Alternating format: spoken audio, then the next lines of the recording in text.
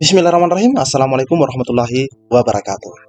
Di video kali ini, admin ingin kembali berbagi informasi seputar CASN atau pendaftaran calon aparatur sipil negara di tahun 2022 ini. Di video kali ini, admin akan bagikan informasi dari Badan Kepegawaian Negara maupun dari Kemendikbud Ristek per 30 Oktober atau tepatnya di hari Minggu ini. Silahkan disimak saja videonya dengan baik, jangan di skip agar tidak salah dalam memahami informasi yang admin bagikan. Jika ada suara-suara berisik, abaikan saja rekan-rekan ya. Oke, kita lanjut saja ke info intinya. Oke, yang pertama, admin akan kembali bagikan informasi terkait jadwal. Nah, meskipun di sini adalah estimasi jadwal untuk tenaga kesehatan dan teknis, namun berdasarkan hasil konfirmasi dari Pak Andika, ya, dari pihak Kemendikbud, bahwa jadwal yang ada di sini ini mengikuti juga untuk guru, artinya berlaku juga untuk P3K guru. Nah, ini sama rekan-rekan ya, berdasarkan informasi dari beliau. Nah, di sini kita lihat bahwa besok 31 Oktober itu sudah mulai pendaftaran.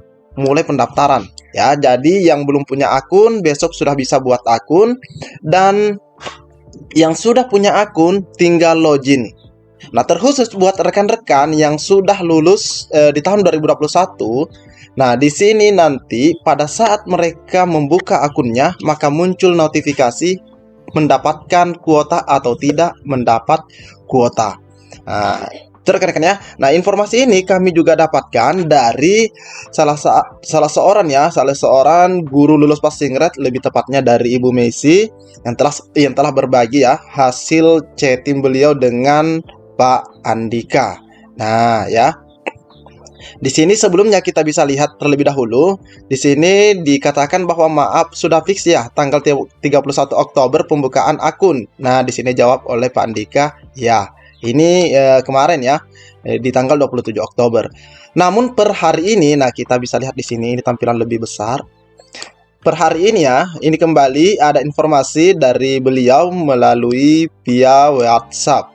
Nah, Pak, maaf mengganggu weekendnya. Izin bertanya ke Bapak, ketika akun dibuka akan ada langsung lokasi penempatan. Jadi yang dipertanyakan ketika besok buka akun, apakah sudah ada lokasi penempatannya, lokasi penempatan sekolahnya, misalnya si A di sekolah SMP 1 atau SD Negeri 2 begitu, atau hanya mendapatkan penempatan saja. Dijawab oleh Pak Andika, dapat atau tidak dapat kuota. Dapat atau tidak dapat, artinya ketika besok buka akun, yang mendapat kuota akan muncul dapat kuota, sedangkan yang tidak dapat kuota akan muncul notifikasi atau pop-up tidak dapat kuota. Nah, yang perlu admin tegaskan kepada rekan-rekan semua bahwa berdasarkan informasi dari Prof Nunu ya, dari Ibu Nunu, bahwa ada 134.000. Itu materi paparan beliau pada saat rakor beberapa waktu yang lalu. Ada 134.000 yang sudah dipetakan dan dijamin mendapatkan kuota. Pastinya rekan-rekan juga sudah mengecek hal itu ya. Admin juga sudah sering berbagi. Ada 134.000 kalau tidak salah ya, 134.000 sekian yang sudah fix untuk mendapat kuota. Jadi ketika buka akun, 134.000 itu akan mendapatkan notifikasi dapat kuota, karena memang sudah dipetakan. Selanjutnya ada pertanyaan, berarti yes no-nya Desember ya Pak? Nah, di sini dikatakan oleh Pak Andika, siapa bilang ada yes or no? Jadi tidak ada kata yes or no ketika buka akun. Tidak ada hak menolak. Nah, karena kan di sini ada kata no ya. Jadi Pak Andika kembali menegaskan, tidak ada hak menolak penempatan. Jelas ya, tidak ada hak menolak penempatan. Yang pastinya ini untuk yang P1 ya. Nah, karena P1 itu sudah disodorkan penempatannya, kuotanya ya, dapat atau tidak dapatnya. Jadi yang mendapat kuota ini tidak ada hak menolak penempatan. Jika menolak, maka kesempatan hilang. Jadi, admin di sini sarankan kepada rekan-rekan ya. Admin sarankan kepada rekan-rekan ketika buka akun besok dan muncul kuota ya, dapat kuota begitu ya, notifikasinya sebagaimana disampaikan oleh Pak Andika. Muncul notifikasi dapat kuota, silahkan ambil, jangan menolak. Karena kalau menolak, maka kesempatan hilang. Karena ini sudah dipetakan rekan-rekan ya, sudah dipetakan. Jadi rekan-rekan pastinya akan mendapatkan kuota yang masih dalam satu kewenangannya. Kalaupun misalnya di sekolah induknya atau tempat tugasnya itu tidak ada formasi yang dibuka, misalnya, ya, karena tetap masih dalam satu kewenangan. Untuk SMP dan SD itu kan tingkatnya kabupaten, jadi masih dalam satu kewenangan. Muncul pertanyaan, Pak, Andai dapat kuota, lalu info selanjutnya mengenai penempatan melalui akun juga ya? Nah, di sini dijawab oleh Pak Andika, iya. Jadi nanti rekan-rekan juga akan lihat lokasinya di mana. Nah, ini nanti akan sudah muncul lokasinya. Pak, Andai nggak dapat kuota, info atau notifikasinya apaan?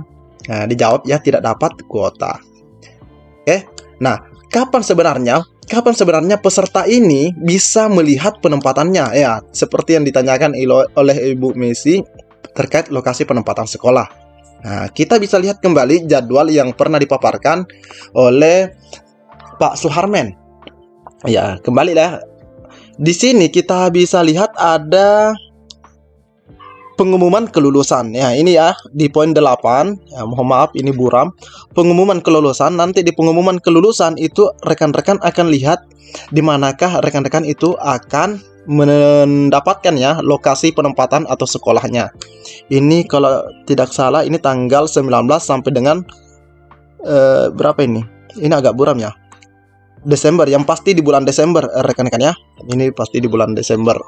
Jadi nanti di sini rekan-rekan akan lihat lokasi penempatannya. Seperti itu rekan-rekan ya. Nah, selanjutnya nanti kalau misalnya ada yang mau melakukan sanggah terhadap yang tidak dapat kuota, misalnya kan ada yang tidak dapat kuota atau seperti apa yang ingin melakukan sanggah, ya sah-sah saja, silahkan melakukan. Nah, selanjutnya di sini ada pengisian daftar riwayat hidup untuk NI P3K, pastinya bagi rekan-rekan untuk yang lulus.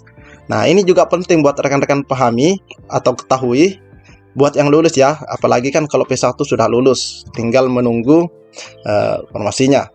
Nah, sebelum itu, kita juga harus lihat juga terlebih dahulu di sini terkait bisnis proses seleksi P3K guru. Nah, di sini dikatakan bahwa P1 turun status menjadi P2, P3 atau bahkan P4. Sedangkan P4 naik status menjadi P2 dan P4 bisa saja naik menjadi P3. Ini terjadi jika ya sebagaimana disampaikan oleh Pak Harmen, jika memang waktu yang sudah dibuat ya, jadwal yang sudah dibuat tidak memungkinkan untuk misalnya P4 itu dijadwalkan di bulan sekian, anggaplah di bulan November akhir, namun sepertinya itu tidak bisa terkejar. Makanya bisa saja ini berubah statusnya menjadi naik. Sedangkan ini ada status P1 turun prioritas. Nah, ini jika peserta tersebut ingin turun prioritas. Nah, selanjutnya rekan-rekan juga bisa lihat di sini. Di bisnis proses seleksi P3K guru, rekan-rekan bisa lihat di sini untuk P1 itu langsung penempatan. Nah, ini ya rekan-rekan ya. Berbeda dengan P2, P3. P2 dan P3 masih ada seleksi administrasi oleh instansi termasuk pelamar umum. Sedangkan di sini ada kesempatan setelah seleksi administrasi baru ada masa jawab sanggah.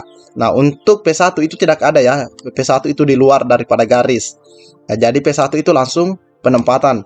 Nah, jadi kalau misalnya ada informasi dari rekan-rekan bahwa ada seleksi administrasi, di sini kembali dipertegas oleh Badan Kepegawaian Negara. Dan di sini ada lagi muncul, bisa dilihat, ini ada sisa formasi. Ada sisa formasi ya, dari P1 yaitu ke P2, P2 ke P3, P3 ke pelamar umum. Nah, selanjutnya yang tak kalah penting buat yang lulus ada 7 dokumen pemberkasan ya. Nah, ini penting buat rekan-rekan. Yang pertama adalah pas foto terbaru. Pas foto terbaru rekan-rekan ya.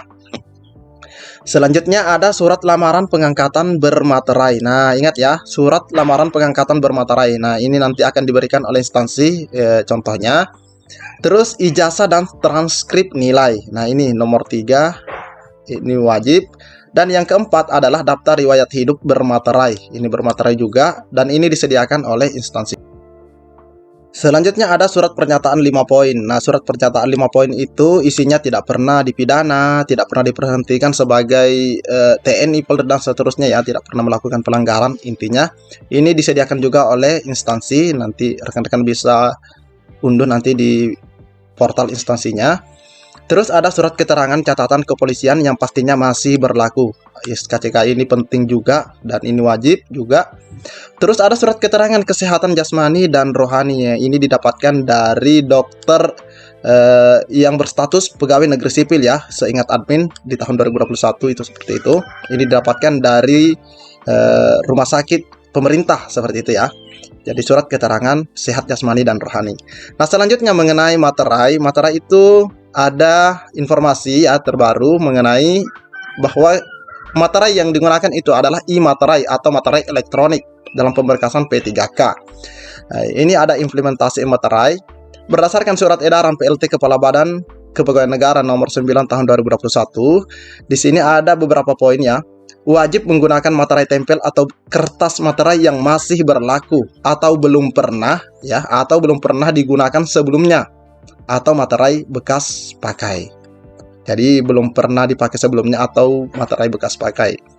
Tidak diperkenankan menggunakan materai yang bentuk dan cirinya tidak sesuai dengan ketentuan peraturan perundang-undangan. Misalnya berupa hasil unduh atau hasil edit gambar dari internet. Nah, admin kembali ingin ingatkan, di tahun 2021 ada beberapa rekan kita yang di TMS-kan. Nah, ini sempat viral juga ya, karena mereka itu mengunduh dari internet. Nah, kita bisa dengarkan penjelasan lebih lengkapnya dari Pak Harmen. Tahun ini belajar dari pengalaman tahun lalu, banyak sekali ya ini orang Indonesia kalau masih bisa curang ya kenapa tidak curang gitu. Itu yang kami berusaha untuk memperbaiki. Tahun lalu banyak sekali dari Bapak Ibu yang kemudian harus digugurkan karena Bapak Ibu menggunakan materai palsu. Jadi padahal menggunakan materai palsu itu adalah kejahatan serius Bapak Ibu, karena itu diatur di dalam undang-undang perpajakan kita. Jadi tahun ini kemudian kami menyiapkan sistem pendaftaran itu dengan menggunakan e-materai. Jadi kita tidak lagi menggunakan materai fisik, tetapi menggunakan elektronik materai, dan kami bekerja sama dengan teman-teman di Peruri, dan Peruri sudah menyediakan beberapa provider untuk memudahkan Bapak Ibu bisa membeli e-materai untuk dicantumkan di dalam formulir lamaran Bapak Ibu. Nah, jadi ini memang disediakan ya, ini disediakan nanti di portal SSCASN. Dan nempel di dalam sistemnya. Nah, kalau begitu nempel, nanti dia juga akan terkonfirmasi kepada sistemnya Peruri dan terkonfirmasi di dalam sistem e-materainya BKM. Kalau Bapak Ibu menggunakan e-materai, tentu Bapak Ibu juga akan lebih dimudahkan, lebih diuntungkan, karena Bapak Ibu tidak perlu kemudian mencari materai kemana-mana. Yang kedua juga Bapak Ibu tidak perlu lagi kemudian menempel, kemudian harus mengirimkan berkas. Di foto terus dikirimkan, tetapi langsung sistem langsung menampilkan di situ. Ada beberapa yang provider yang disiapkan oleh Peruri, yaitu ada di Pajakku, ini yang dikelola oleh teman-teman di Dijen Pajak, kemudian ada Finnet, kemudian ada Mitracom, Eka Sarana, dan Peruri sendiri, dan Koperasi Swadharma. Jadi silakan pilih di antara yang paling mudah bagi Bapak Ibu untuk memilih. Yang penting e-materainya tertempel di dalam surat lamaran yang Bapak Ibu ajukan. Jadi di sinilah rekan-rekan bisa juga melakukan pembelian e-materai, dan ini terkoneksi langsung ke SSCASN ya. Ini pembubuhan materai elektronik dilakukan pada SSCASN ataupun website distributor atau website mitra distributor. Jadi ini mitranya. Jadi itu seputar informasi terkait e-materai yang rekan-rekan nanti akan gunakan dalam pemberkasan. Inilah informasi yang dapat admin bagikan di video kali ini. Lebih dan kurangnya admin mohon maaf. Assalamualaikum warahmatullahi wabarakatuh.